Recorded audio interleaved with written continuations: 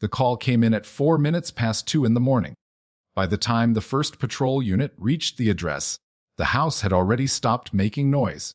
No screaming, no glass breaking, no movement, just the hum of an air conditioning unit struggling against the early summer heat in a quiet suburban cul-de-sac where nothing like this had ever happened before.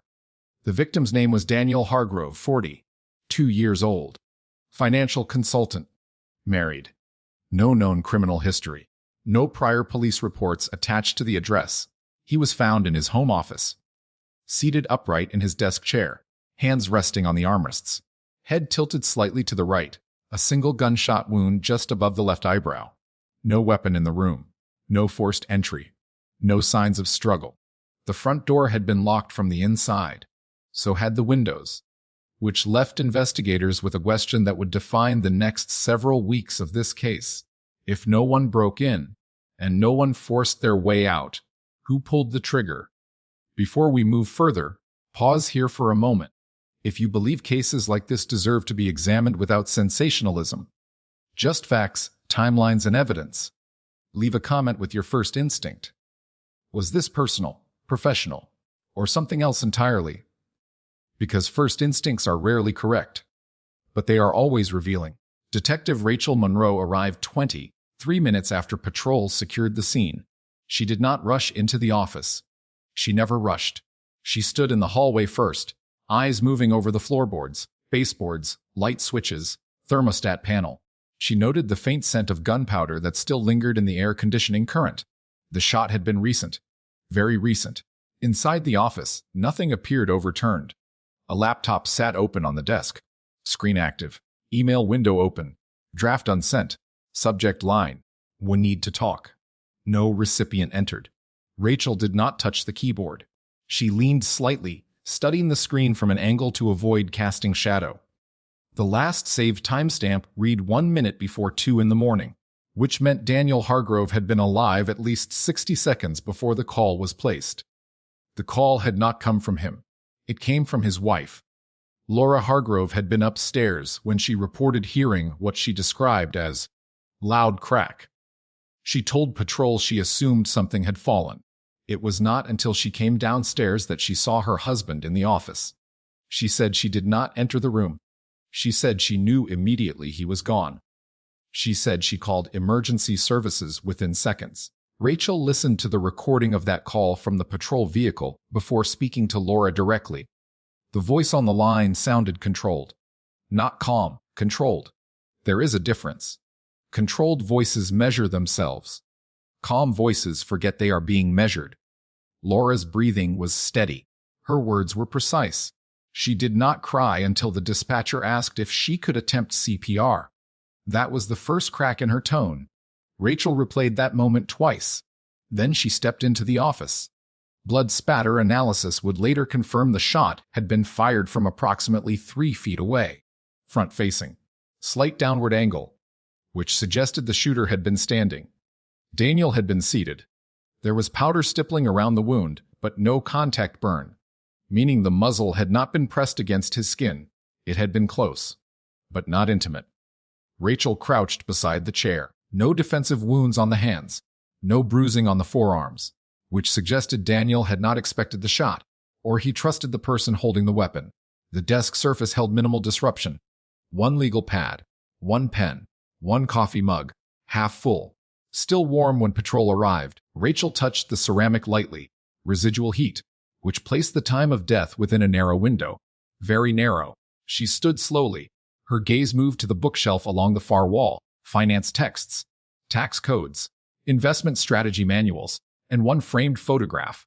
Daniel and Laura at what appeared to be a beach vacation, smiling, sunset behind them, her hand on his chest, his arm around her waist. The frame had been dusted recently. No visible fingerprints on the glass, not even Daniel's.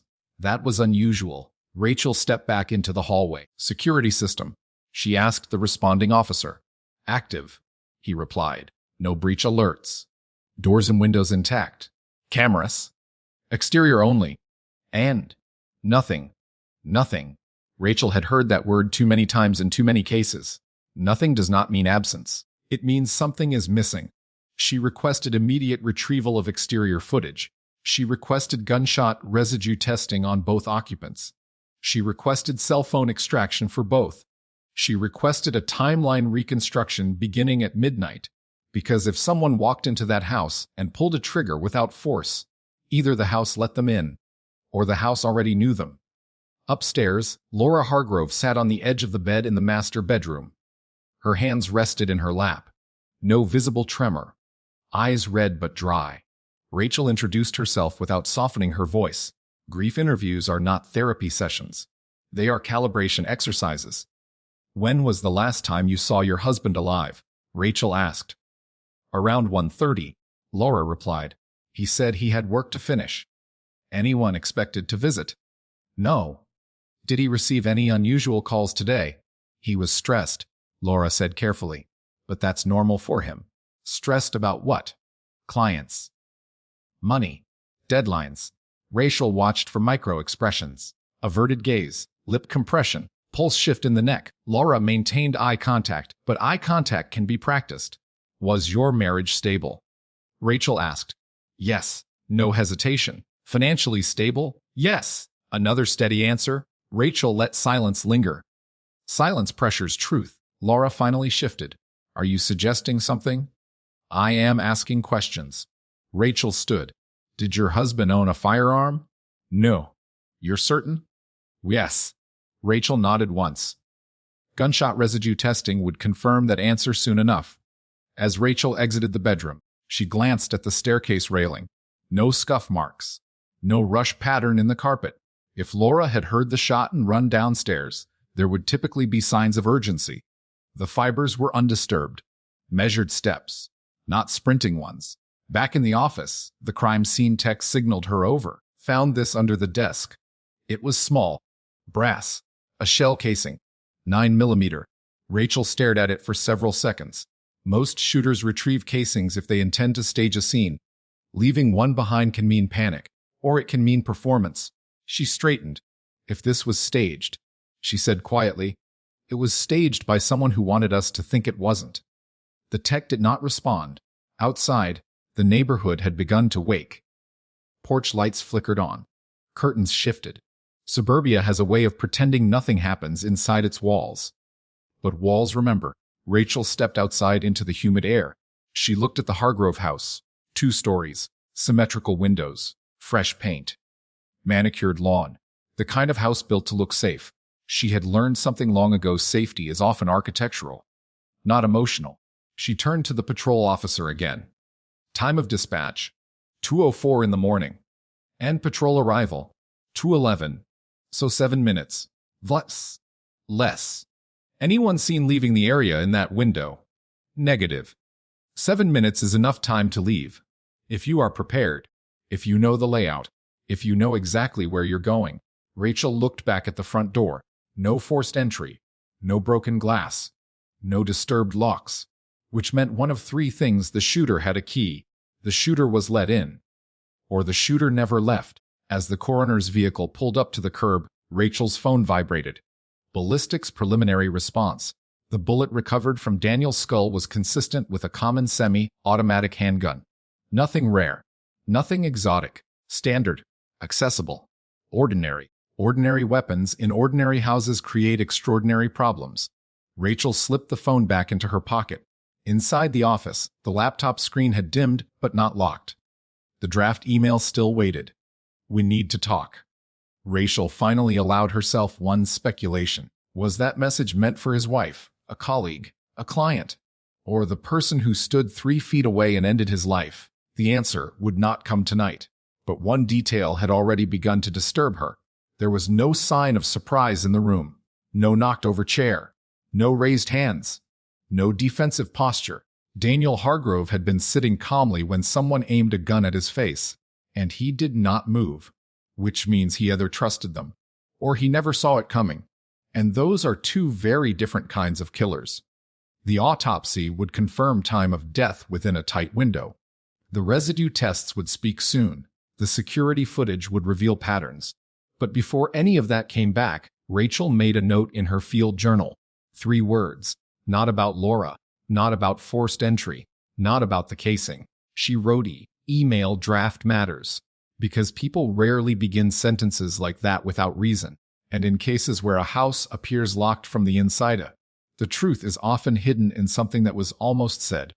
Chapter 1 closes with a dead man in a locked office, a wife who sounds measured, an unsent message, and a casing left behind.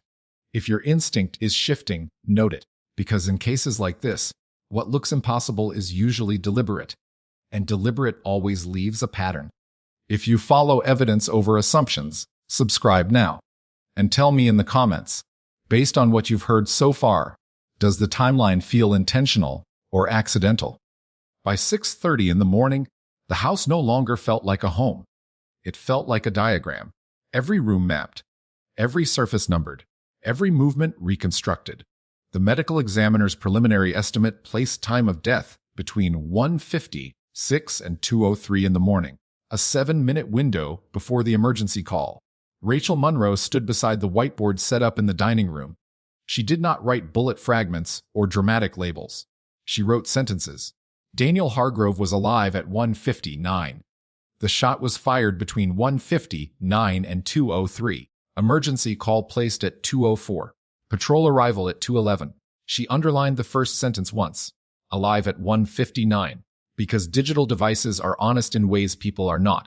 The laptop's autosave function logged activity at 1:59 and 12 seconds. A keystroke. A pause. Another keystroke. Then nothing. The draft email contained only 3 words in the body. This can't continue. No signature. No recipient. No context. Rachel replayed the timeline in her head. Daniel types. He pauses. Someone stands in front of him. 3 feet away. Gun raised. Did they speak first? Did he recognize them? Did he try to negotiate? The lack of defensive wounds suggested conversation, or shock so complete it froze him. The gunshot residue results returned before 8 in the morning. Negative on Laura Hargrove. Negative on Daniel, which eliminated one immediate assumption. If Daniel did not fire a weapon, this was not a suicide staged to look like homicide. And if Laura tested negative, she had not fired the weapon recently, unless she had worn gloves. Rachel never eliminates possibilities early. She simply ranks them. Ballistics also confirmed the casing recovered under the desk matched the projectile removed during autopsy. Single shot. Clean trajectory. No ricochet. The shooter aimed carefully. This was not impulsive rage. It was controlled. Deliberate. Upstairs, crime scene technicians completed fingerprint lifts. Most prints belonged to Daniel. Several to Laura. None unidentified so far. The office door handle bore only Daniel's prints, which meant either the shooter avoided touching surfaces, or the shooter had already been inside the room before Daniel entered. Rachel moved to the security system panel near the kitchen. The system had logged no forced entries, but it had logged something else. A manual disarm at 1:48 in the morning. RERM at 1:52. Rachel stared at the timestamps. Who disarmed it? She asked the technician. Master code. He replied. Primary user. Daniel. Yes.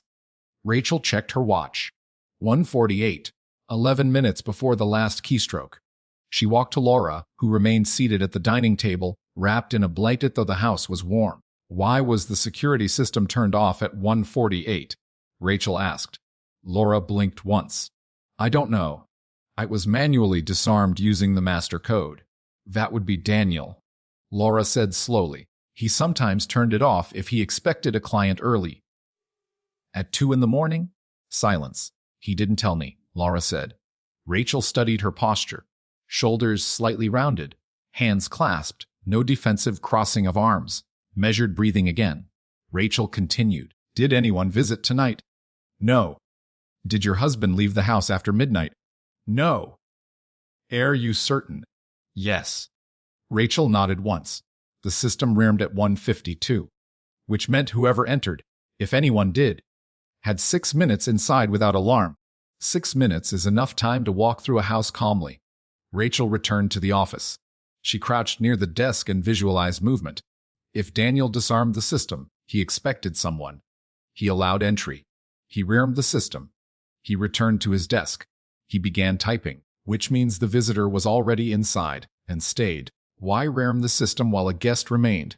because the guess was not perceived as a threat. Rachel moved to the coffee mug.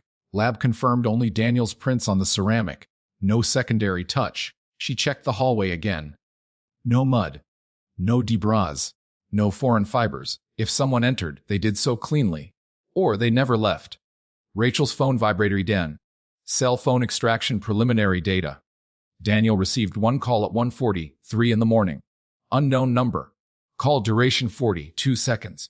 Immediately after that call, the security system was disarmed. Rachel requested subscriber data on the number. She also requested tower pings for Daniel's phone.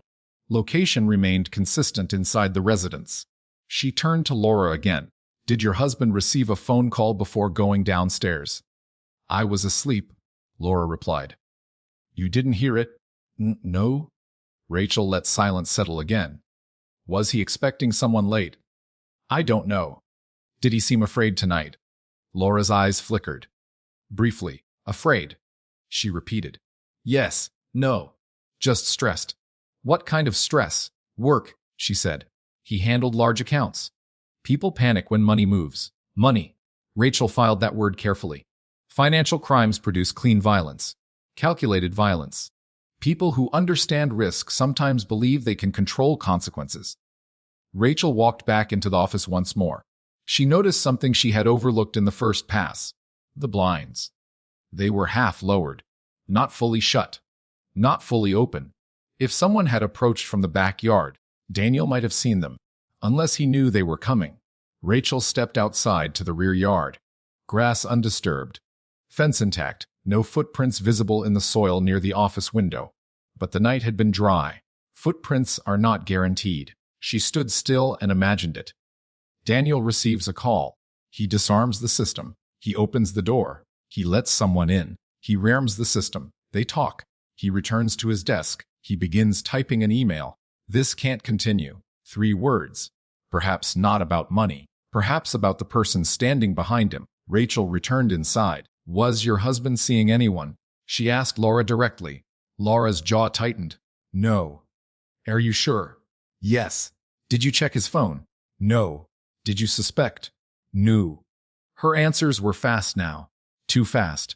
Rachel did not press further. Instead, she changed angle. Did your husband have access to large sums of client money? Yes. Laura admitted. But that's normal in his profession. Did any client recently threaten him? Not that I know of. Rachel stepped closer. When was the last time you argued? Laura hesitated. Yesterday evening, she said. About what? Nothing significant. Define significant. Laura exhaled. He's been distant. Working late. I asked if there was someone else. He denied it. Rachel absorbed that. Distant. Late nights. Phone call at 1:43. Security system disarmed 5 minutes later. An unsent message. And a single shot fired without struggle. The coroner approached quietly.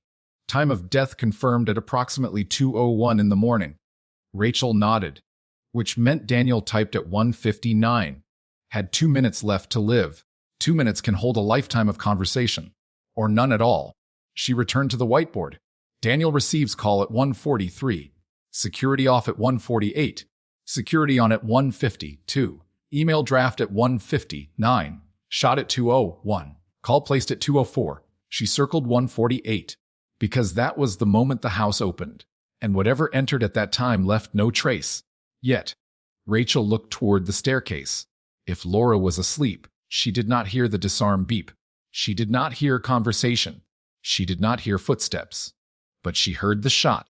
Which means the shot was louder than anything else that night. And that is something else that did not sit right.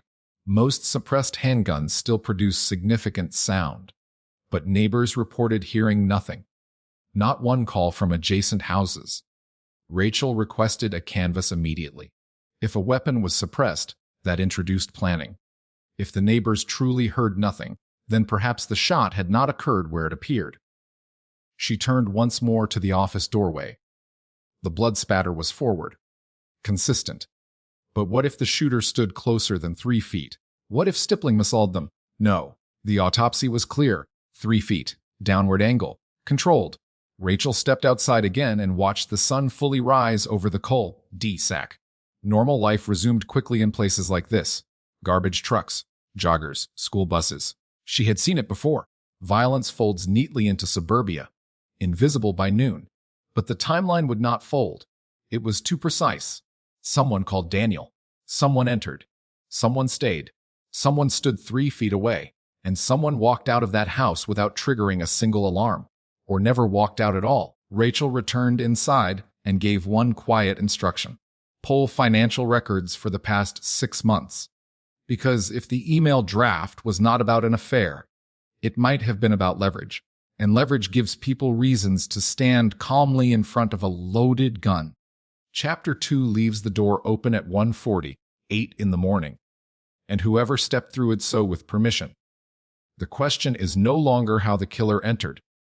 The question is why Daniel let them in. By mid-morning, the house had been reduced to evidence tags and quiet tension. Detective Rachel Monroe did not return to the office first. She returned to the call. 42 seconds. Unknown number. 1:43 in the morning. She had the audio pulled from Daniel's phone carrier voicemail buffer. Partial packet recovery. Not a recording of the conversation, but metadata showed something else. The call originated from a prepaid mobile device. Activated 3 days earlier. Purchased with cash. Tower ping placed it less than 2 miles from the Hargrove residence at the time of the call, which meant whoever called Daniel was already nearby, waiting. Rachel stood in the driveway staring down the length of the street. 2 miles is walking distance. 2 miles is also staging distance. She requested a radius map of cameras, traffic lights, gas stations, storefronts, anything that might have captured a vehicle circling the neighborhood between midnight and 3 in the morning. Inside, financial records began to populate her tablet. At first glance, nothing appeared criminal. No large withdrawals, no sudden transfers. But buried beneath standard investment movements was something quieter. Recurring payments. Small. Consistent. Every Friday for the past 11 weeks. An account labeled only with initials MK. The amount was not catastrophic, but it was regular and private. Rachel cross-checked the account origin. Not a client portfolio. Personal checking, which meant Daniel had been sending his own money, not moving client assets. Personal. She turned to Laura again. Do you know anyone with the initials MK? Rachel asked. Laura's face tightened suddenly. No. Think carefully.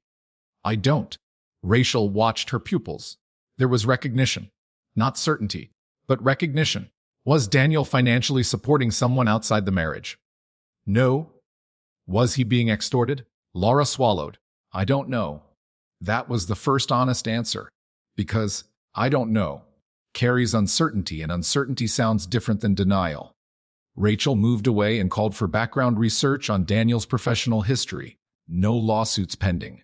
No major complaints filed. Reputation stable. But 3 months earlier, he had resigned from a high-value client portfolio. Voluntarily. The account had transferred to another advisor inside his firm. Reason listed. Personal boundary conflict. Rachel read that line twice. Personal boundary conflict. In financial services, that phrase is polite code for something inappropriate. She requested internal HR documentation. While waiting, she returned to the office for a final physical walkthrough before release. This time, she paid attention to absence. No second glass. No second coffee cup. No chair positioned opposite the desk. If Daniel met someone in that room, they did not sit long. Or they never intended to.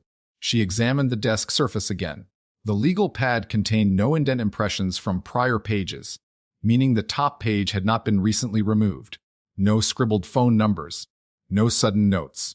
The pen rested exactly parallel to the pad, placed deliberately, not dropped. She stepped back and reconstructed the posture.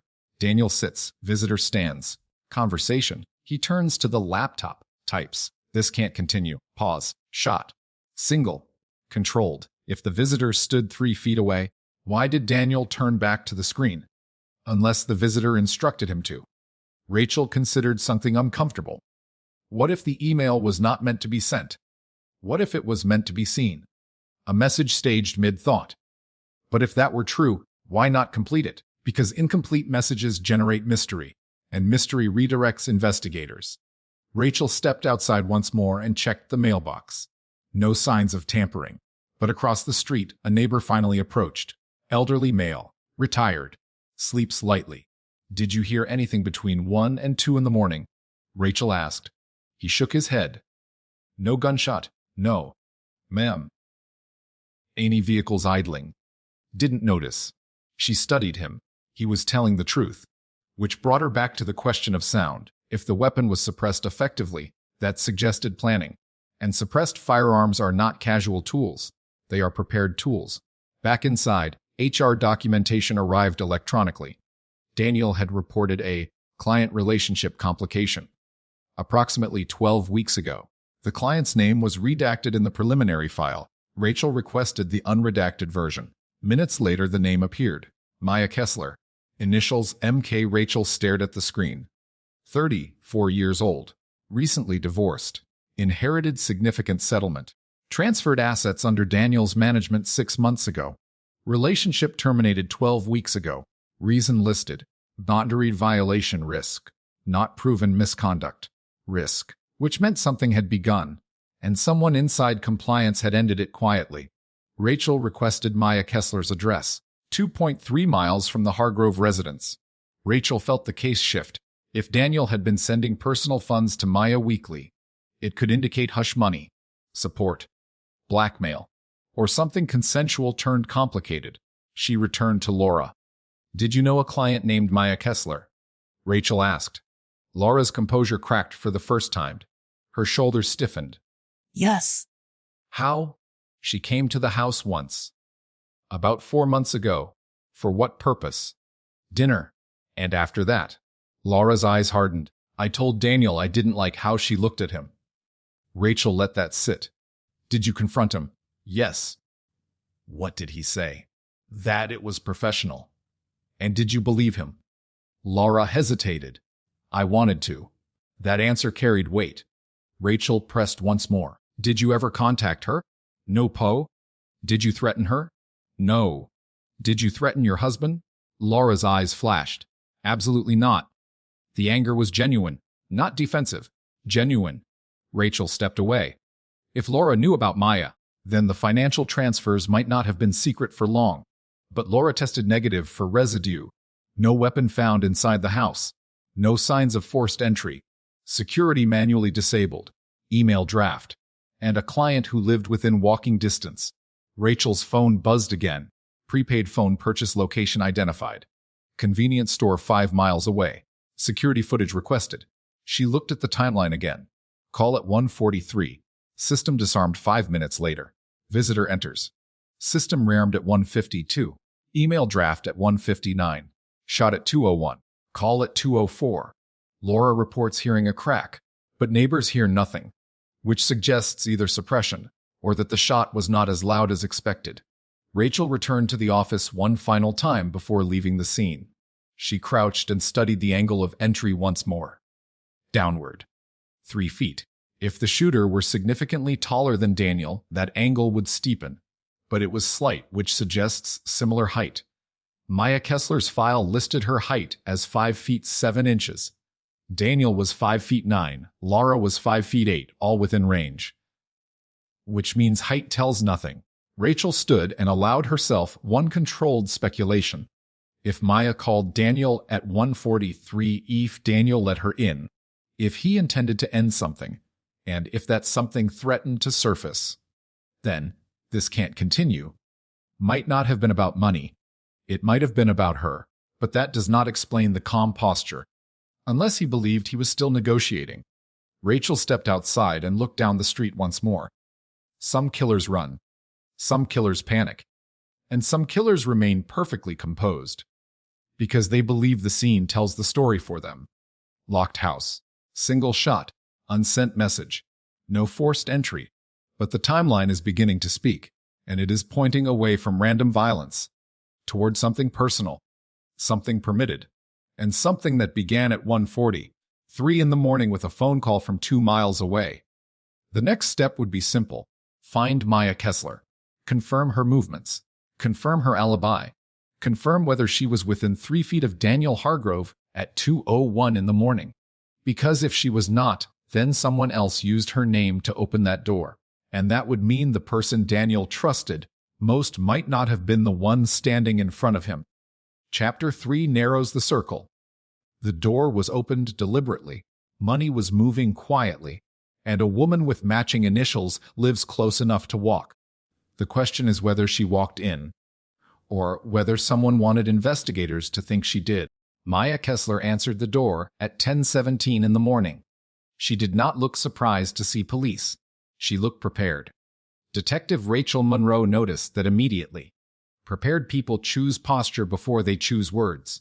Maya stood straight, chin level, shoulders back, no visible tremor in her hands, no redness in her eyes. She wore neutral clothing, loose sweater, fitted trousers, nothing careless, nothing provocative. "I was expecting you," Maya said. Rachel did not respond to that. "Where were you between 1:30 and 2:30 this morning?" Rachel asked. "At home." "Alone?" "Yes." "Anyone who can verify that?" No. Rachel stepped inside without invitation once Maya moved aside. The apartment was immaculate. No overturned cushions. No dishes in the sink. No clothing draped casually across furniture. Order can be personality. It can also be performance. "Did you call Daniel Hargrove at 1:43 in the morning?" Rachel asked. Maya did not flinch. "Yes." "Why?" "He asked me too." Yesterday afternoon." "For what purpose?" "To talk." "For 1:43 in the morning." Maya's lips tightened slightly. "He said it was safer." "Safer from what?" "From his wife overhearing." Rachel watched carefully. "Were you having an affair with Daniel?" Maya held eye contact. "Yes." No hesitation. No deflection. "How long?" 4 months. "When did it end?" "Last week." "Who ended it?" "He did." "Why?" "He said it couldn't continue." Rachel absorbed that. The same phrase as the draft email. "This can't continue." "Did he say why?" Rachel asked. "He said it was getting complicated." "Complicated how?" "He thought Laura suspected." "Did she?" "I don't know." Rachel shifted slightly. "After you called him at 1:43, what happened?" "He said to come over." Rachel paused. "You went to his house?" "Yes." "What time did you arrive?" "Around 1:55. "Did you enter the house?" "Yes." "How?" "He opened the door." "Was the alarm active?" "I didn't hear one." Rachel filed that carefully. "Where did you meet him?" "In his office." "Was anyone else present?" "No." "What did you talk about?" He said. He was ending it. "For good." "How did you respond?" "I told him I already knew."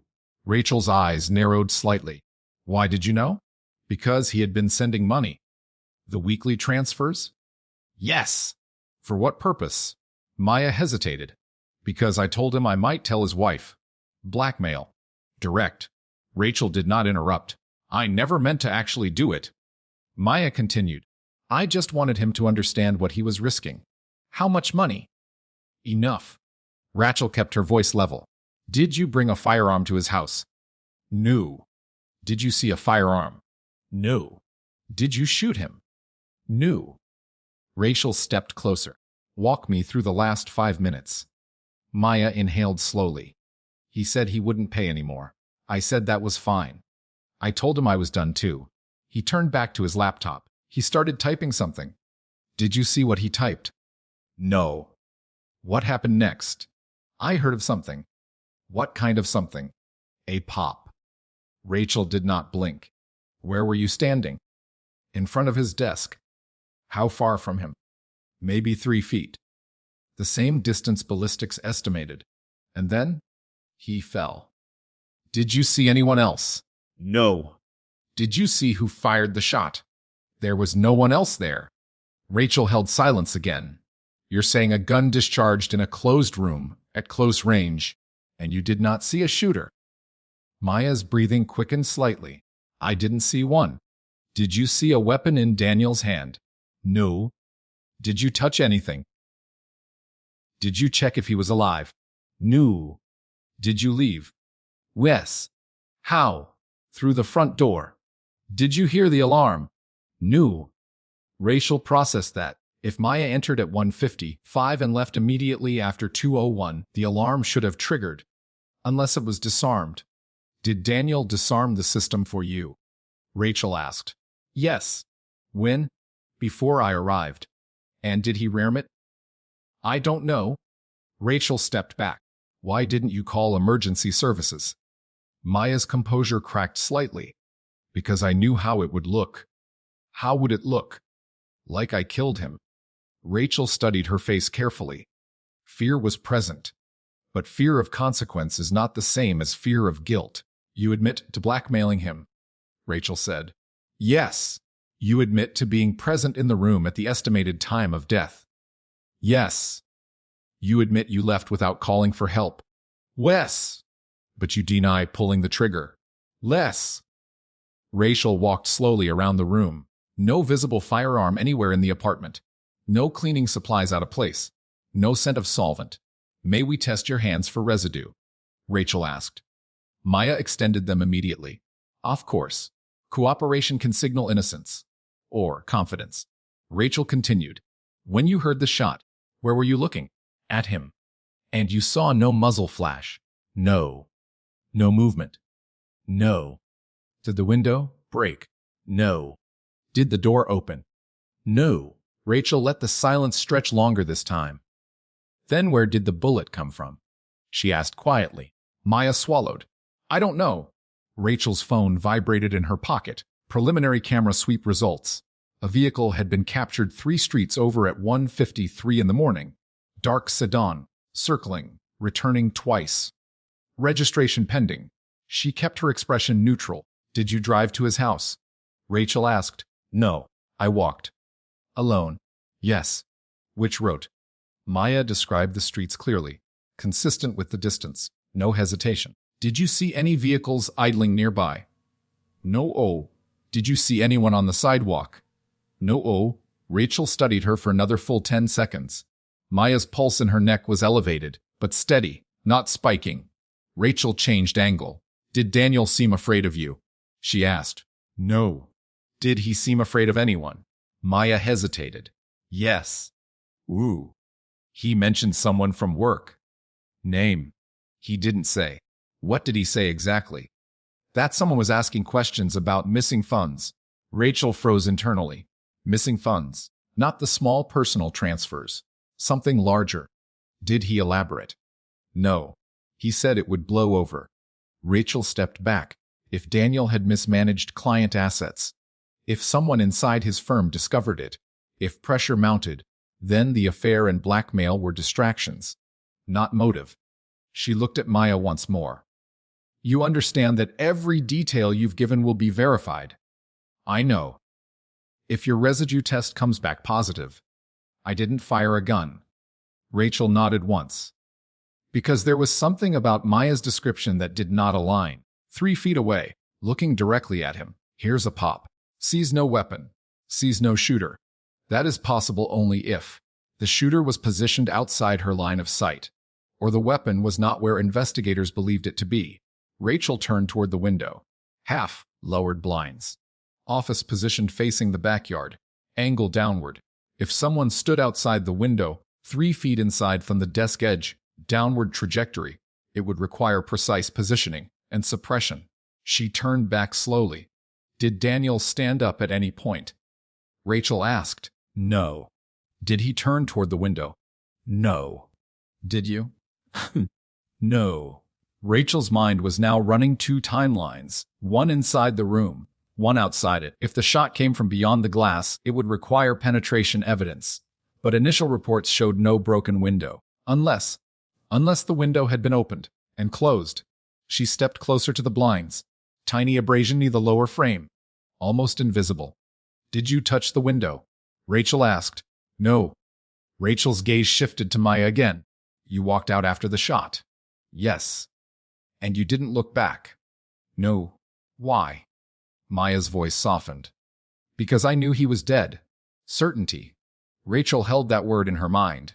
How did she know? Single gunshot wounds are not always instantly fatal. Yet Maya did not check, did not hesitate, did not scream. She left. Rachel stepped toward the door. We'll be in touch, As she exited the apartment, she reviewed the facts. Maya admits presence, admits blackmail, admits being 3 feet away at time of death, Dami's firearm, no visible weapon recovered, no forced entry, security manually disarmed, window possibly manipulated, and now a new thread: missing funds. If someone at Daniel's firm believed he was stealing, if someone followed him home, if someone knew about the affair, then the call at 1:43 might not have been a romantic arrangement. It might have been a summons, and Maya might not have been the only person who knew he would open that door. Chapter 4 shifts the geometry of the crime scene. If the bullet did not come from inside the room the way it appeared, then someone else stood in darkness outside that house, watching, waiting, and firing through an opening no one thought to question. Rachel Monroe returned to the Hargrove residence before noon. She did not bring additional patrol. She did not announce a theory. She brought a flashlight and patience. Crime scenes do not change, but perception does. The office window faced the backyard at a slight angle, positioned 3 feet to the right of Daniel's desk. From inside, the glass appeared intact. No shatter, no visible impact fracture. But glass does not always need to break to permit a shot. Rachel crouched beside the lower frame and examined the track carefully. There it was, a faint displacement in the dust line.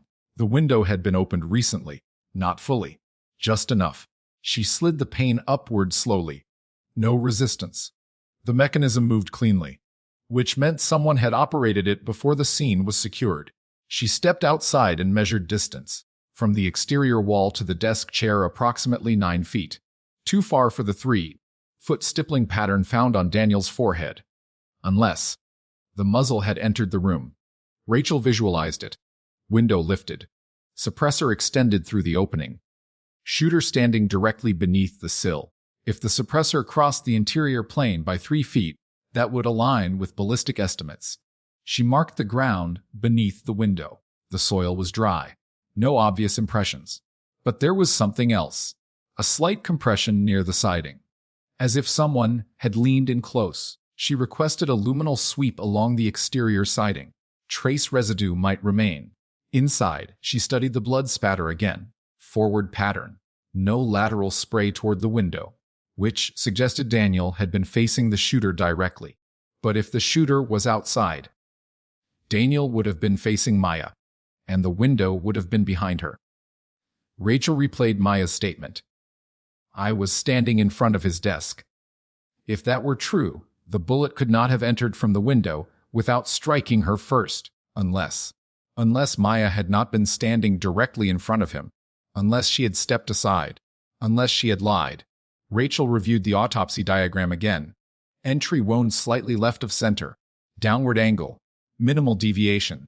If Daniel was seated upright and Maya stood directly in front of him, her body would have obstructed a shot from the window, unless she had shifted position seconds before the trigger pull.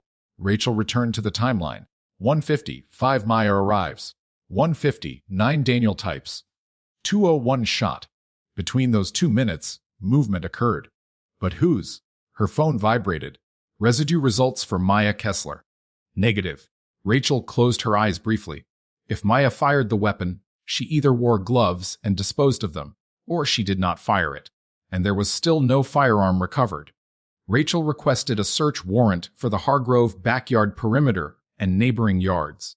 If someone fired from outside, they would need concealment. The fence line offered moderate coverage. But the neighboring property behind the Hargrove house had a detached garage positioned at an angle with partial view into the office window. Rachel walked the perimeter.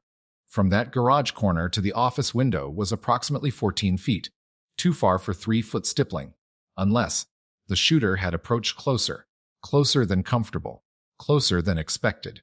She returned inside and requested forensic re-evaluation of stippling density. Minutes later, a technician approached. Stippling is consistent with 2 to 3 feet, he said. Could be slightly closer, slightly, Rachel asked. Within margin of error. Margins create doubt. Doubt creates opportunity.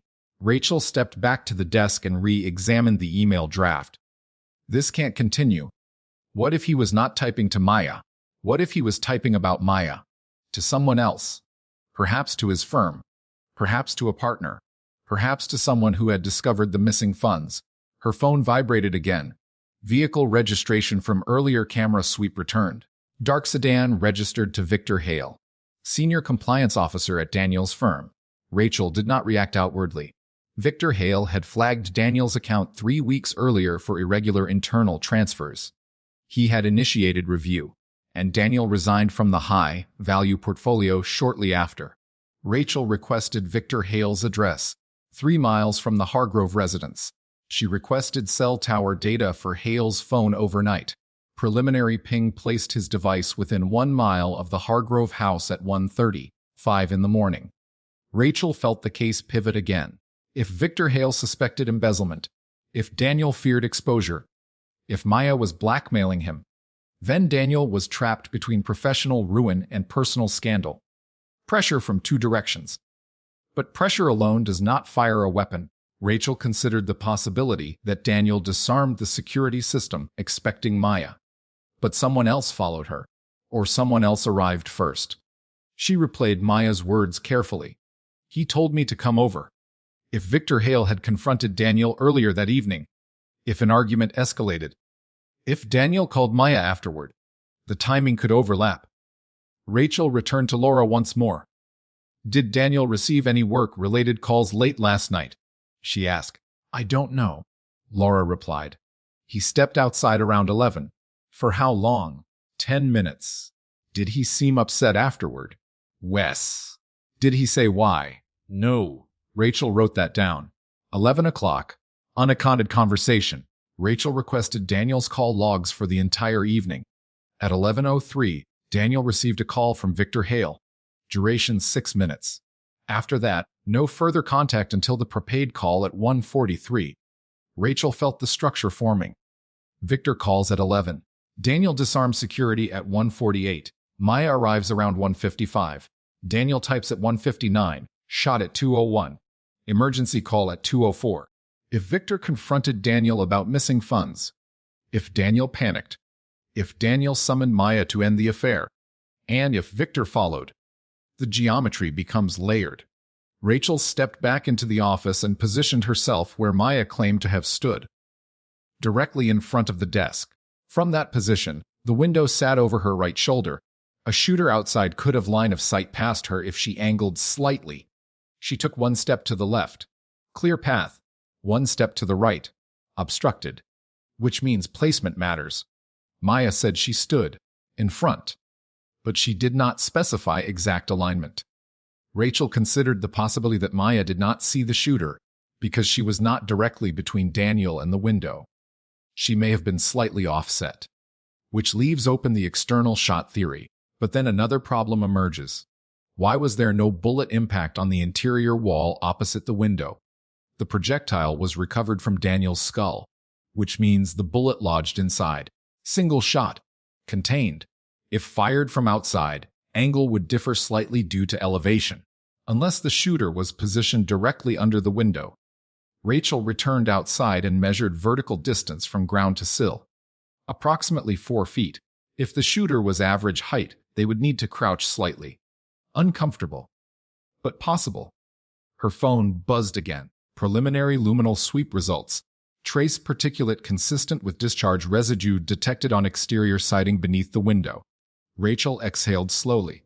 There it was. Not conclusive, but suggestive, which meant the shot may not have originated from inside the room at all, which meant Maya may have been telling partial truth. She was present, but not alone in the event. Rachel now faced a narrowing corridor of possibility. Victor Hale's phone placed near the residence. Daniel under financial scrutiny. Maya admitted blackmail. Security system manually disarmed. Window subtly manipulated. Trace residue outside. And a single suppressed shot. Rachel looked at the half-lowered blinds again. They were positioned at mid-level. If Daniel sat in his chair, he would have direct line of sight toward anyone standing outside. Unless his attention was elsewhere, unless someone inside the room commanded it. Rachel's mind returned to one phrase from Maya's interview. I heard something. Not, I saw. Or was shot. Just. I heard. That wording is important, because someone standing 3 feet away would see a flash, unless the muzzle was not visible, unless the suppressor extended from behind the blinds, unless the shooter timed the trigger with distraction. Rachel stepped into the hallway and closed her eyes briefly. There were now 2 viable shooters, the woman inside the room, or the man outside the window. One motivated by exposure of an affair, the other motivated by exposure of financial crime. But there is a third possibility Rachel had not voiced aloud. The shooter could have been neither, because Daniel disarmed the alarm before Maya arrived, which means someone could have entered before her and hidden. Unlikely, but not impossible. Rachel opened her eyes and gave a quiet directive. Bring Victor Hale in for questioning, because if he was circling that neighborhood at 1:53 in the morning, he either intended to confront or intended to silence. Chapter 5 reframes the crime scene. The bullet may not have come from inside the room. Trace residue outside the window introduces a second firing position, which means Maya might not have been alone when Daniel Hargrove died, and if Victor Hale was watching that house in the dark, then someone else knew exactly when the door would open. The timeline is tightening, and whoever pulled the trigger did so believing distance would protect them. But distance leaves angles, and angles leave evidence. Victor Hale did not request a lawyer. He requested clarity. Detective Rachel Monroe watched him take his seat across from the metal table in interview room 2. Late 40s. Controlled posture. Conservative suit. Measured breathing. He folded his hands neatly before speaking. I assume this is about Daniel, he said. It is, Rachel replied. You think I killed him? I think you were near his house at 1:53 in the morning. Victor did not immediately deny it. That doesn't make me a killer. No. Rachel agreed. It makes you present. Silence. Victor exhaled once through his nose. I drove by, he said. I didn't go inside. Why were you there? Hay owed me an explanation? About missing funds. Victor's jaw tightened slightly. Yes. Rachel did not interrupt. For the past 3 weeks, Victor continued, internal audits flagged irregular micro-transfers, not large enough to trigger automatic escalation, but consistent. Intentional. Embezzlement. Rachel asked. Not proven. Victor said carefully. But suspicious. Did you confront him? At 11 o'clock last night. Phone call. Yes. What was said? I told him compliance would escalate the review in the morning. He panicked. How? He asked for time. Said it wasn't what it looked like. And what did it look like? Victor held eye contact. Personal withdrawals disguised as fee corrections. Rachel let that sit. So you drove to his house after midnight. Wes. To do what? To see if he would tell me the truth face to face. What time did you arrive? Around 1:50. That aligns with traffic camera. Victor nodded once. Did you go inside? No. Did you exit your vehicle? Yes. Why? I walked halfway up the driveway. Why stop? Because I saw someone else approach the house. Rachel leaned forward slightly. Describe. A woman. Maya Kessler. I didn't know her name then. But yes. Where were you positioned? Across the street. Slightly down. Did Daniel open the door for her? Wes. Did you see him disarm the alarm? No. I was too far to hear anything. Did you approach the house? No. Did you remain in your vehicle? No. I moved toward the side yard. Rachel's eyes narrowed. Why? I wanted to know what was happening. You suspected an affair. I suspected he was being manipulated. By her. Yes. Rachel paused. And then? Victor swallowed once. I saw the office light on. From where? Near the fence line. Did you enter the backyard? Yes. Why? I don't know, he admitted. Impulse. Did you approach the window? Wes. Rachel did not blink. How close? Close enough to see silhouettes. Did you open the window? No. Was it already open? Yes. Rachel's pulse slowed. How far open? A few inches. Did you hear conversation? Not clearly. Did you see a weapon? No. Did you fire a weapon? Knew. Rachel let silence build pressure. You were outside the window at approximately 2 in the morning, she said. Window partially open. Victim seated at desk. Female inside the room. Single gunshot wound fired at close range. And you are telling me you did not pull the trigger. Victor's voice hardened. I did not bring a gun. Did you see one? No. Did you hear the shot? Yes. Describe it. A muffled crack. From where? From inside. Rachel watched his face carefully. If you were outside the window, how did the sound present? Victor hesitated, like it came from directly in front of me. Did you see muzzle flash? No. Did you see Daniel fall? Less. Did the woman react? Yes. How? She stepped back. Did she scream? Numpo. Did she look toward the window? Yes. Did she see you? I don't know. Rachel leaned back. You didn't call emergency services. No. Why? Because I realized how it would look. That phrase again. Rachel said quietly. How it would look. Victor remained silent. You were investigating him for financial misconduct.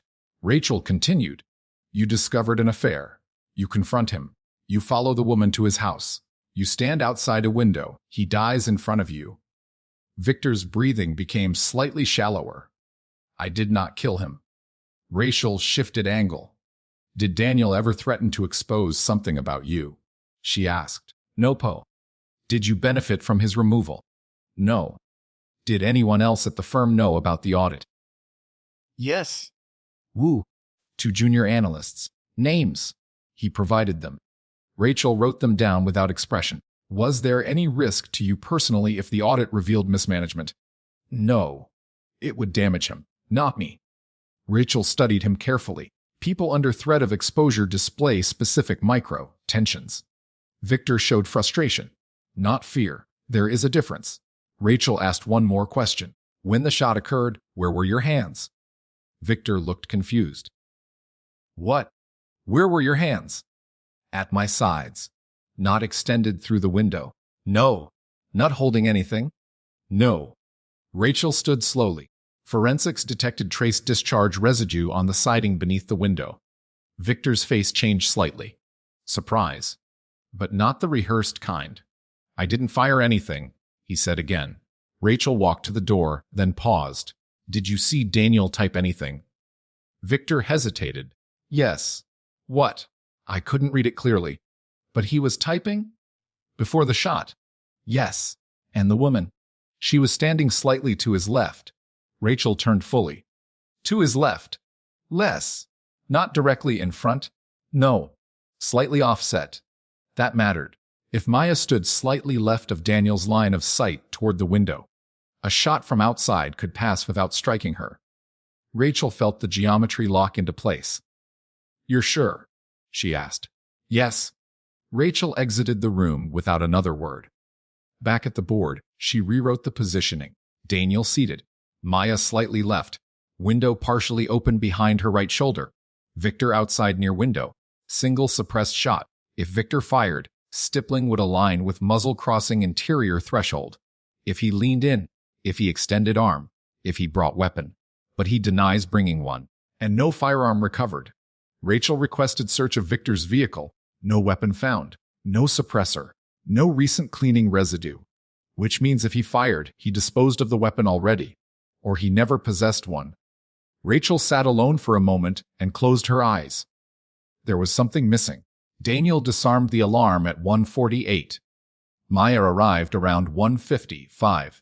Victor was already in the area by 1:53, which means Victor could have entered the backyard before Maya even stepped inside. He could have been waiting outside the window while she spoke with Daniel. But then, who opened the window?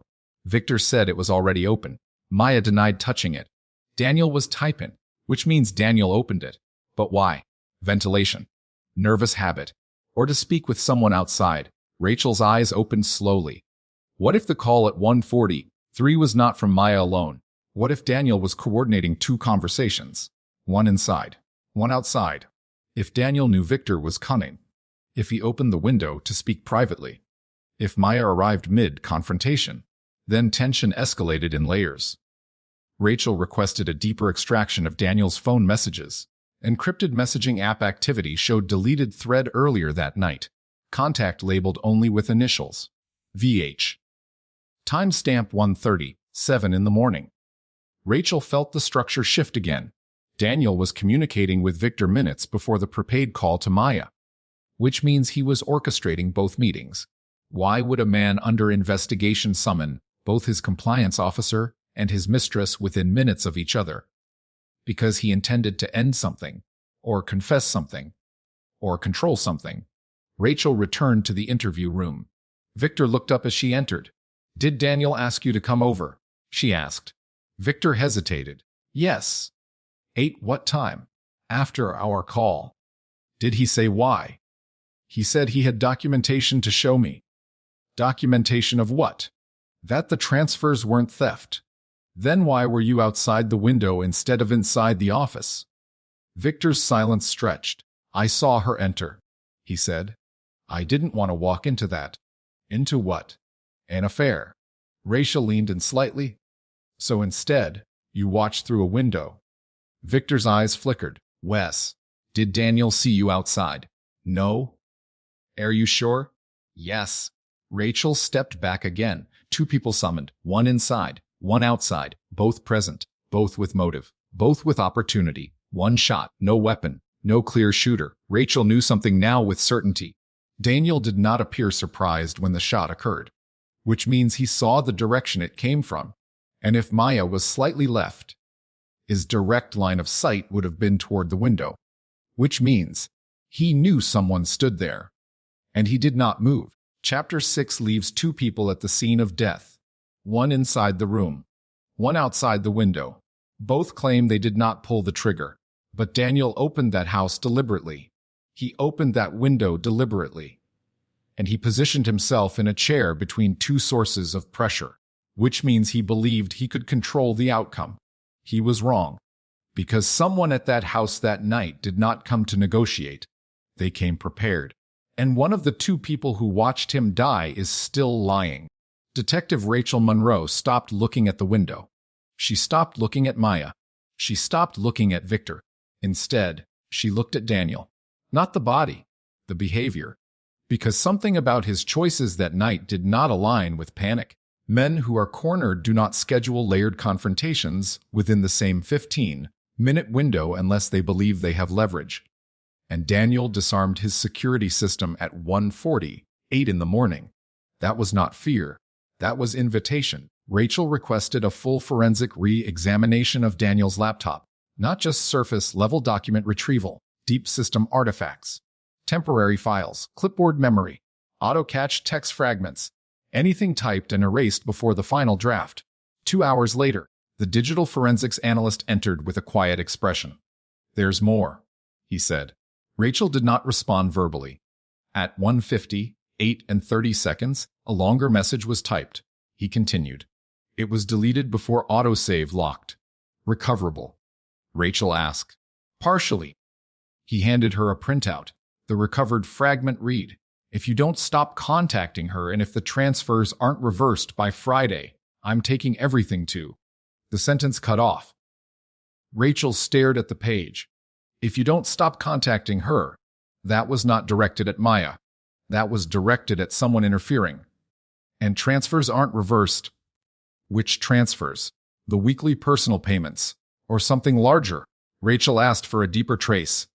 Another artifact emerged. Encrypted message sent at 1:40. 1 in the morning to VH content partially reconstructed. "Come alone. We settle it tonight." Rachel exhaled slowly. Daniel summoned Victor. Not to confess. To threaten. She replayed the geometry in her mind again. Daniel disarms the alarm. Window partially open. Victor arrives outside. Maya arrives inside. Daniel begins typing a warning. This can't continue.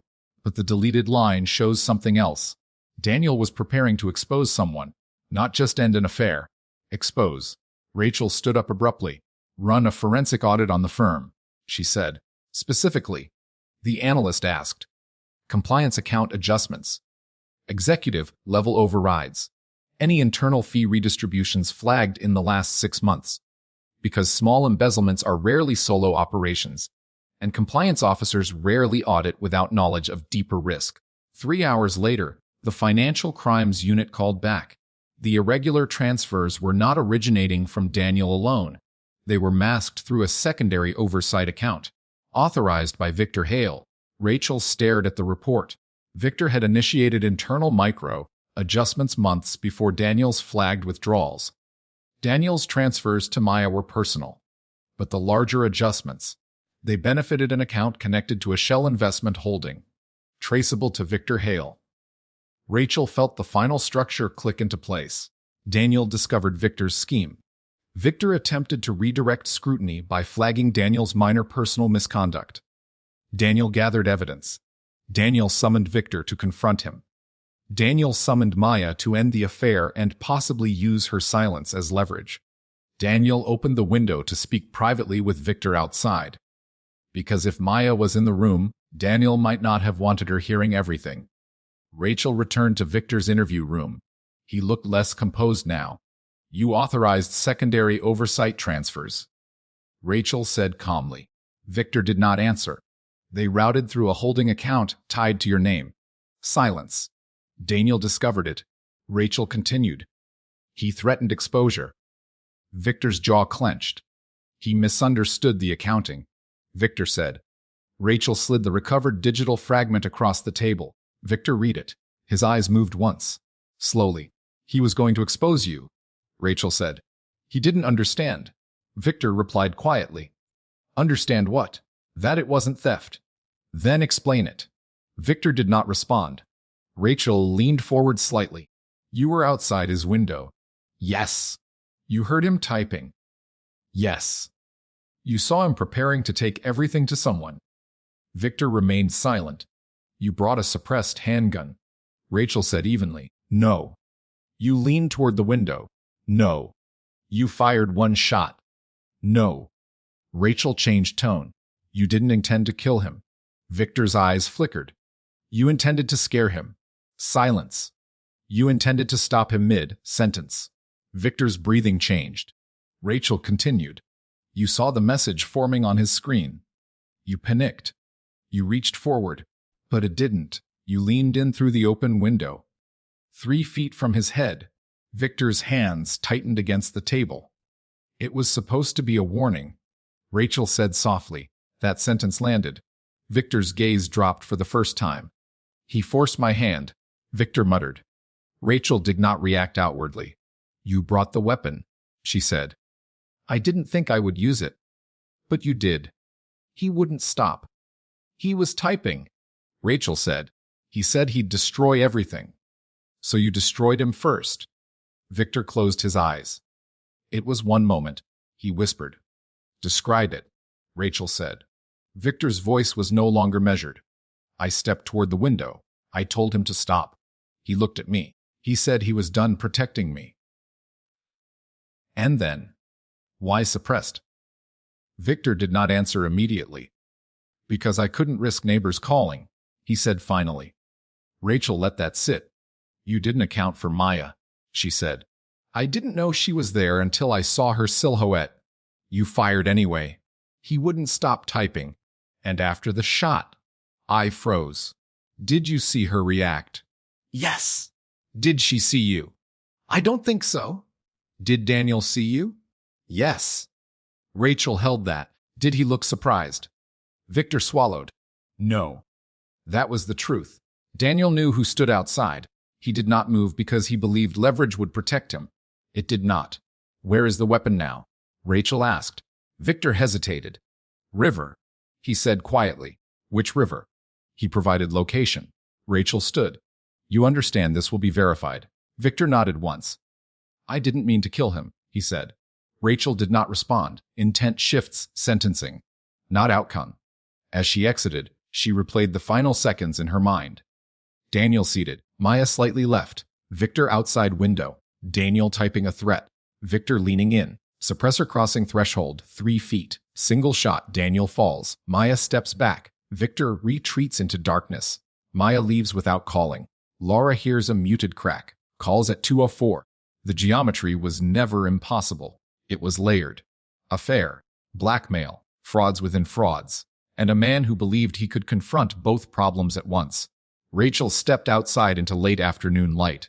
There is always a moment in every case when truth becomes quiet, when the noise of speculation drops away.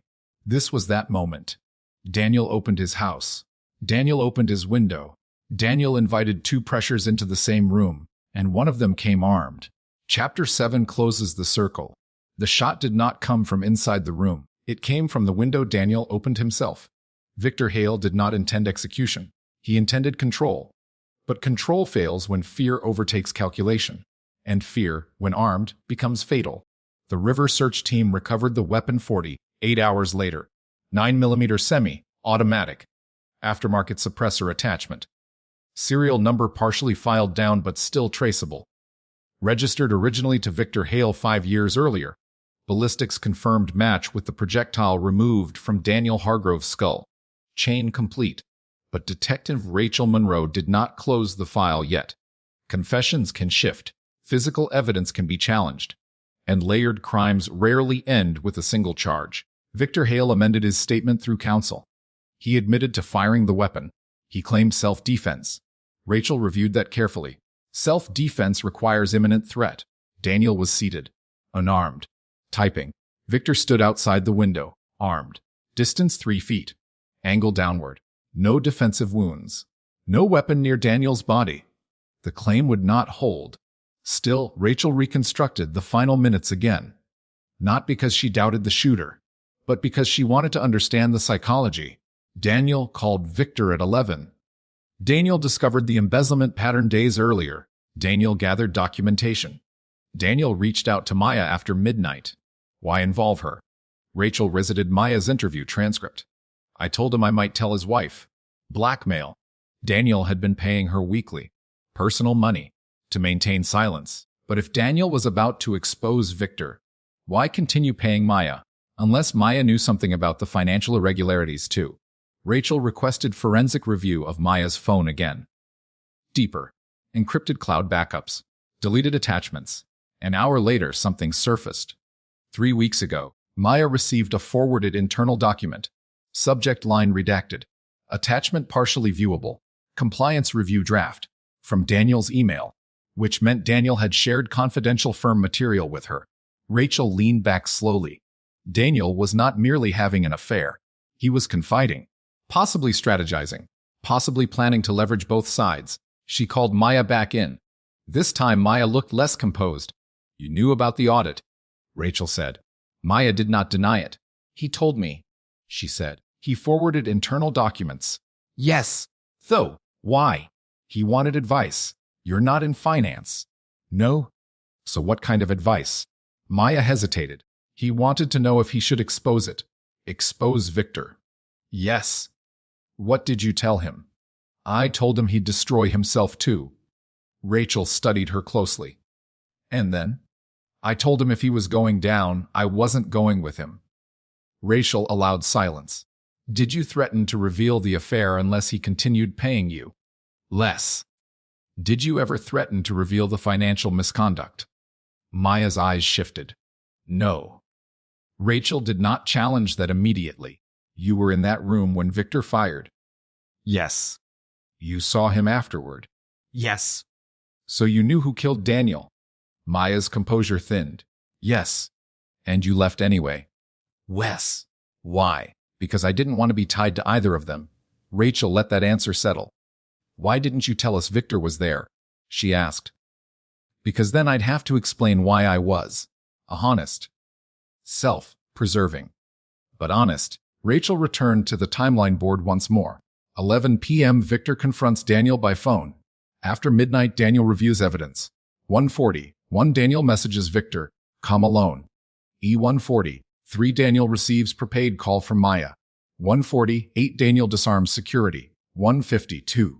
Alarm reamed. 1:55 Maya arrives. 1:53 to 1:57 Victor approach a backyard.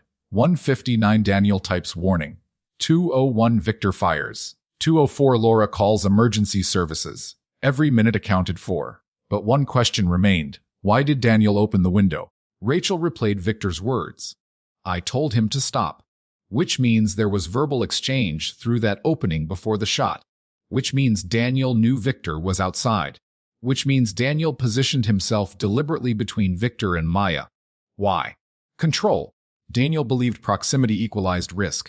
If Maya stood inside and Victor outside, neither would escalate. He miscalculated. Rachel reviewed the autopsy once more. Daniel's eyes were open, no blink reflex prior to impact, which suggests recognition, not surprise. The man he confronted was the man he expected. Rachel closed the file folder slowly. 2 crimes existed that night. One was embezzlement. The other was murder. The first created leverage. The second erased it.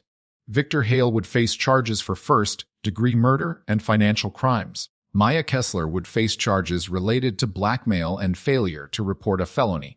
Laura Hargrove would be cleared. Her measured voice on the emergency call no longer indicated guilt. It indicated shock contained by personality. Rachel visited the Hargrove house one final time before release. The office was empty now. Chair removed. Desk cleared. Window sealed for evidence processing. She stood where Daniel once sat, looked toward the window, measured the distance again. 3 feet. Such a small number. 3 feet between threat and consequence.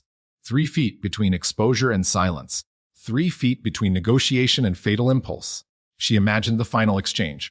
Daniel, if you don't stop, I take everything to the board. Victor, you won't. Daniel typing. Victor leaning in. Suppressor crossing threshold. Trigger pressure. Single shot. Maya stepping back. Silence. And in that silence, 2 witnesses chose themselves over truth. Rachel stepped outside into the late evening air. Suburban life had resumed fully. Children riding bicycles. Neighbors watering lawns. Nothing about the house suggested violence. It never does. The illusion of safety is strongest where structure looks clean. But structure cannot account for fear. Fear erodes calculation. Fear makes professionals reckless. And reckless men bring weapons to conversations. Chapter 8 closes the case operationally. The shooter has confessed. The weapon has been recovered. The financial motive has been exposed. But the lesson remains. Daniel Hargrove believed he could orchestrate confrontation. He believed leverage would protect him. Instead, it placed him between 2 collapsing worlds. And when one of them carried a suppressed handgun, 3 feet was all it took. The charging decision came down on a gray Thursday morning. First-degree murder. Use of a suppressor. Destruction of evidence. Financial fraud. Victor Hale entered his plea through counsel. Not guilty. That was expected. What mattered was structure. Detective Rachel Monroe did not rely on confession alone. Confessions fracture under pressure. Narratives shift when consequences harden. She built the case on geometry, digital timing, and motive alignment. The prosecution requested a full reconstruction. Rachel walked the courtroom through the timeline with the same precision she had used in the dining room of the Hargrove house. At 11 in the evening, Daniel confronted Victor over the phone. After midnight, Daniel compiled evidence. At 1:40, 1 in the morning, Daniel summoned Victor with the message, "Come alone. We settle it tonight." At 1:43, Daniel received a call from Maya. At 1:48, he disarmed the alarm. At 1:52, it was rearmed. At 1:59, he typed a warning. At 2:01, he was shot. At 2:04, emergency services were called. No speculation, no embellishment, just sequence. The defense attempted to complicate the geometry. They argued that Maya had motive and proximity. They emphasized that she stood inside the room. They suggested that Victor, positioned outside, could not have achieved the stippling density described in forensic testimony. Rachel anticipated that line of argument. The firearms expert demonstrated how the suppressor barrel extended through the open window by nearly 3 feet. Photographs showed the muzzle crossing the interior plane. Laser trajectory mapping confirmed downward angle consistency. The siding beneath the window tested positive for discharge residue. Victor's registered firearm matched the recovered projectile. Distance. Angle. Residue. Match. The defense shifted. They suggested accidental discharge. Rachel returned to Victor's own recorded words. It was supposed to be a warning. That phrase altered interpretation. A warning implies intent to fire, not accidental slip. The prosecution emphasized Daniel's posture. Seated, unarmed, typing, no forward movement toward the window, No aggressive gesture. No threat. The self-defense claim collapsed under physical alignment. Still, Rachel knew the case was not only about physical evidence. It was about pressure. The jury needed to understand the motive without drowning in financial abstraction. So she simplified it. Victor had created a concealed siphon within oversight accounts. Daniel discovered it. Daniel threatened exposure. Victor feared collapse, professional, legal, reputational. And fear, when combined with access to a weapon and a suppressed entry point, became lethal. Maya Kessler testified next. She admitted to blackmail. She admitted to presence. She admitted to leaving without calling for help. Her credibility was imperfect. But imperfect does not mean false. She described standing slightly left of Daniel's center line. She described hearing the muffled crack. She described seeing Victor's silhouette at the window afterward. The defense attempted to fracture her testimony by attacking character. Rachel watched carefully. Jurors do not need perfection. They need coherence. And Maya's timeline matched digital artifacts down to the minute. Victor took the stand on the fourth day. That was his choice. Rachel watched him carefully as he repeated the phrase, "I did not intend to kill him." Intent is measured by action, not revision. The prosecutor asked one question that cut through the layers. When you approached that window with a suppressed firearm, what outcome did you anticipate? Victor paused. No answer satisfied that question without revealing calculation. Silence became admission. The jury deliberated less than 8 hours. Guilty on all counts. After sentencing, Rachel returned once more to her notes. Cases close legally. They rarely close psychologically. Daniel Hargrove was not innocent in the broader story. He engaged in an affair. He misused professional trust. He attempted to leverage exposure. But none of those justified execution. Rachel reviewed Laura Hargrove's final statement outside the courthouse. She spoke quietly. She said she never imagined her husband would orchestrate something so volatile. She said she wished he had simply told the truth. Rachel understood that sentiment. Truth rarely escalates. Concealment does. As evidence was archived and the house prepared for sale, Rachel visited the office one last time. It no longer smelled of gunpowder. No yellow tape. No evidence markers. Just an empty room. She stood at the former desk location and measured the space again. 3 feet. It remained an unremarkable number. But 3 feet is the distance between negotiation and fatal choice. Daniel believed proximity created control. He believed standing between pressure points would prevent escalation. He underestimated fear.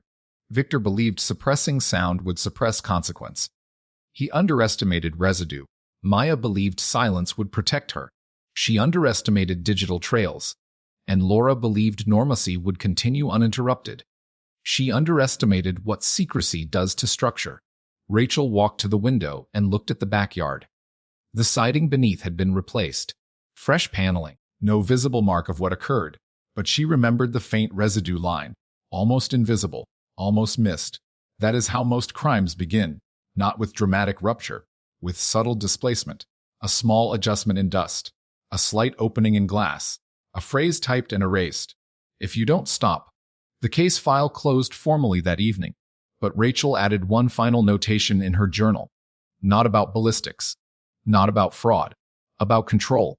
Control is an illusion maintained until fear intersects with exposure. When exposure becomes inevitable, some people confess. Some people flee. And some people lean 3 feet forward and pull a trigger. Chapter 9 resolves the courtroom battle. Evidence aligned. Motive clarified. Verdict delivered. But the deeper lesson remains in that quiet office geometry. A window opened deliberately. 2 people summoned intentionally. And 1 man who believed leverage would keep everyone calm. He miscalculated by 3 feet. The file did not close the night Victor Hale was sentenced. It closed 3 weeks later. Detective Rachel Monroe does not mark cases complete when a verdict is read. She marks them complete when every loose edge stops moving. There was 1 edge left. The prepaid phone. It had been activated 3 days before the murder. Used once to call Daniel at 1:43 in the morning, then powered down permanently. Victor admitted to the shooting. He admitted to disposing of the firearm. He admitted to fearing exposure. But he denied purchasing the prepaid device. That detail mattered, Because Daniel received 2 messages within minutes of each other that night. One from Victor asking to meet. One from the prepaid number that triggered the alarm disarm. Rachel requested surveillance footage from the convenience store again. This time with facial recognition enhancement. The buyer was not Victor. It was not Maya. It was Daniel, captured clearly, 2 days before his death. Purchasing the prepaid phone himself. Rachel stared at the frame for several seconds. Daniel orchestrated the entire convergence.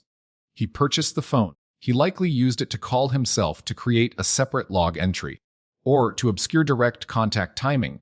He summoned Victor. He summoned Maya. He disarmed his security system. He opened the window. He believed he could choreograph the confrontation, which meant the final misunderstanding in this case was not about who fired the weapon. It was about who engineered the room. Daniel built that room. He placed pressure points deliberately. He positioned himself in the center. And he believed proximity equaled power. Rachel replayed the final geometry one last time.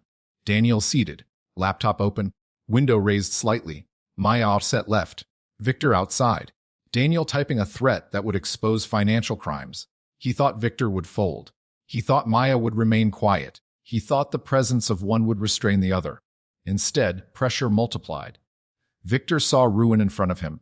Maya saw collapse approaching. Daniel saw leverage. Only one of those perceptions held a weapon. Rachel visited Laura Hargrove one final time. The house was nearly empty. Boxes stacked along the walls. "I found something else," Rachel said evenly. Laura listened without interruption. Daniel purchased the prepaid phone that triggered the meeting. Laura closed her eyes briefly. "So he set it up," she said quietly. "Less." "Why would he do that?" "To control the narrative," Rachel replied. Laura sat down slowly. "He always thought he could manage everything." Rachel did not respond. Some personalities equate intelligence with invulnerability. They mistake manipulation for strategy. They mistake secrecy for safety. Laura looked toward the empty office doorway. "He thought he could fix it in one night," she said. Rachel nodded once. "One night. 2 summonses. 3 feet. 1 shot." Laura's voice remained steady. "He didn't deserve to die." "No," Rachel said. "He did not. But deserving and predictable are separate categories." Rachel stepped outside for the last time. The cul-de-sac looked unchanged. Fresh paint on the siding where residue once marked the surface. New blinds installed. No sign that a suppressed gunshot had ended a life inside. Most neighborhoods recover visually. They do not recover structurally. Because structure is memory, Rachel returned to her vehicle and reviewed the case summary. Victor Hale guilty of murder and financial fraud. Maya Kessler charged with blackmail and obstruction. Daniel Hargrove deceased, architect of confrontation. Laura Hargrove collateral. No forced entry. No staged suicide. No mystery shooter in the dark. Just layered pressure collapsing inward. Before closing the file, Rachel added one final paragraph to her internal report. Daniel did not die because he lacked intelligence. He died because he believed intelligence could neutralize fear. Fear does not negotiate. It calculates risk differently. Victor calculated prison. Maya calculated exposure. Daniel calculated control. Only one of those calculations involved a suppressed firearm. Rachel shut the folder. Case 25 would be archived, but its pattern would remain familiar. Affair, financial misconduct, leverage, control, and a single small opening in a window. 3 feet wide. 3 feet that transformed negotiation into homicide. If there is a lesson inside this case, it is not about fraud or betrayal. It is about proximity. When you place yourself between 2 collapsing pressures, believing you can manage both, you may not survive the intersection. Midnight Casefiles closes episode 25 with clarity. A window opened deliberately. A weapon raised impulsively. A man who thought he could manage consequence. And the quiet geometry of 3 feet that proved him wrong. If this case stayed with you, subscribe for more investigations where every detail counts. And in the comments, tell me, what was the moment you knew something didn't add up?